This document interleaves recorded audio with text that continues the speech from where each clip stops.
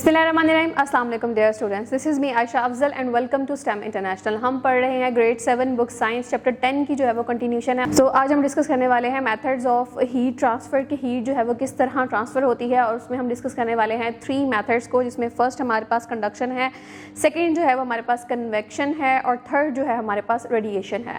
तो सबसे पहले डिस्कस करते हैं कंडक्शन के बारे में। सो डियर स्टूडेंट्स, कंडक्शन जो है वो बेसिकली सॉलिड स्टेट्स के अंदर जो है वो मौजूद होती है। ये जो प्रोसेस है वो सॉलिड स्टेट के अंदर जो है वो परफॉर्म होता है। इसमें होता क्या है कि जो ऑब्जेक्ट होता है बेसिकली कोई भी हमारे पास ऑब्जेक्ट है, फॉर एग्जांपल हमने जो है वो एक हमारे पास हॉट कप ऑफ टी है, या आप किसी भी पैन के जो अंदर फ्राई पैन के अंदर जो है वो वाटर को जो है वो गर्म कर रहे हैं, हॉट कर रहे हैं, उसको हीट दे रहे हैं आप, तो उसमें ये होता है कि हीट की जो एनर्जी है वो ट्रांसफ़र होती है फ्रॉम लोअर टू हायर। यानी कि अगर आपके पास एक गर्म चाय का कप है और आपने उसमें मेटल का जो है स्पून रखा हुआ है, तो वो आहिस्ता आहिस्ता जो हीट चाय के कप में थी वो स्पून के अंदर जो है वो ट्रांसफ़र हो जाएगी। क्यों? क्योंकि मेटल जो है वो गुड कंडक्टर ऑफ हीट है, यानी कि उसके अंदर जो पार्टिकल्स हैं वो आसानी से जो हीट चाय के कप के अंदर थी वो उसको जो है वो ट्रांसफ़र कर लेंगे।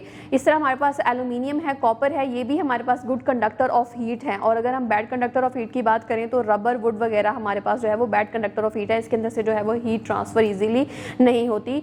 और ये हमारे पास जो प्रोसेस था वो है कंडक्शन का, कि जब हीट जो है वो लोअर टू हायर ट्रांसफ़र होती है या एक ऑब्जेक्ट से जो है दूसरे ऑब्जेक्ट में ट्रांसफ़र होती है इन अ सॉलिड स्टेट, तो बेसिकली वो कंडक्शन कहलाती है। तो सेकेंड प्रोसेस को हम जो है डिस्कस करते हैं, जो कि है कन्वेक्शन।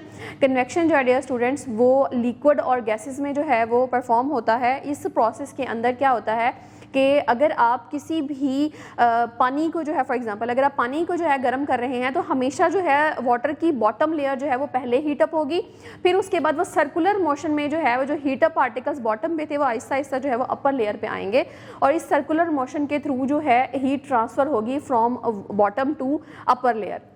तो ये प्रोसेस जो है हमारे पास कन्वेक्शन कहलाता है, और ये मोस्टली लिक्विड्स और गैसेस के अंदर जो है परफॉर्म होता है।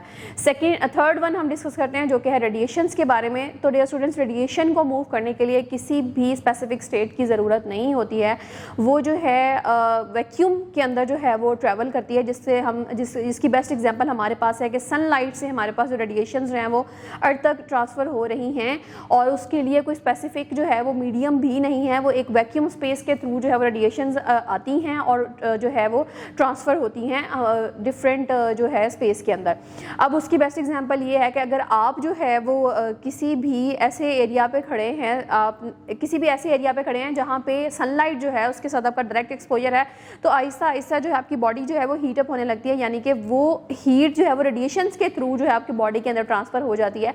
तो ये प्रोसेस जो है वो रेडिएशन कहलाता है। सो डियर स्टूडेंट्स, ये था हमारा आज का लेक्चर, जिसमें हमने डिस्कस किया कि मेथड्स ऑफ हीट ट्रांसफ़र कौन कौन से हैं, और किस तरह जो डिफरेंट स्टेट्स के अंदर हीट जो है वो अपने जो स्टेट है उसको जो है चेंज करती है। आई होप आपको आज का लेक्चर समझ आया होगा। मिलते हैं नेक्स्ट वीडियो में एक नए कॉन्सेप्ट के साथ, तब तक के लिए अल्लाह हाफिज़।